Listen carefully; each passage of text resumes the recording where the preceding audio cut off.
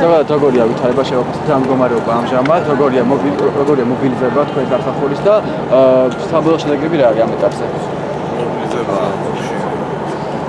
ჩართულია ძალიან შეგასახეთ სამშობლოდან აფუთებში არა მარტო შეგასახეთ სამშობლოდან ბანაკის მერია ყველა სამშობლოდან ჩართულია პრემიერის დავალებით შეიქმნა სამჯარო მოსახლეობის სამჯერად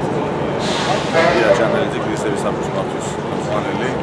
მობილიზებულია ყველა დანაყოფები ასე ავიაციები ჩართული ის რო ჩაიგება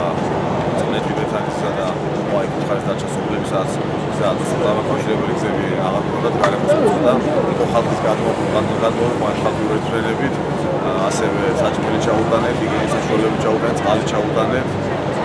და მიმდინარეობს კაცების სამუშაოები ბეთანის მიმართულებით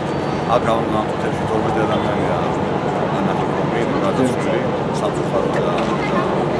სამწუხარო ოჯახებს 20-დან 24 ადამიანამდე იყო დაკარგული სიგნალის შემოსული თუმცა 2 ადამიანი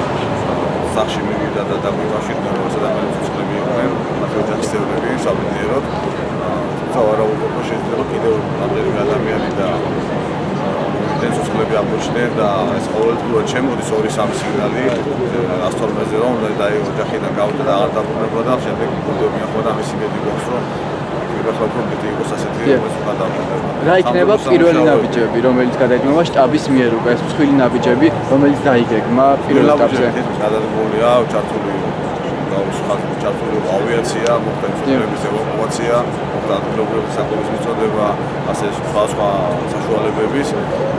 მერია ჩართული მთლიანად, ისი ტექნიკა, მძიმე ტექნიკა რაც უნდა ყველაფერი ასე თავდაცვის სამინისტრო ჩართული, ყველა ასევე განსაკუთრებით ჩართულები არიან და მარებიან მაშველებს, ასევე განსაკუთრებით დავალებულ დეპარტამენტს, მებრძოლებიან ჩართული სპეციალისტების ჯგუფებია მობილიზებული და მაინც პრევენციისთვის და მცხოვრები მაინც კიდე არ იყოს გარდაჩენილი, რომ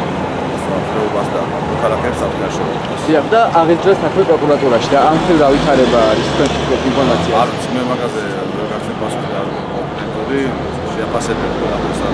სპეციალისტები და ხელმძღვანელები. უმრავლესი მადლობა წარმატებები.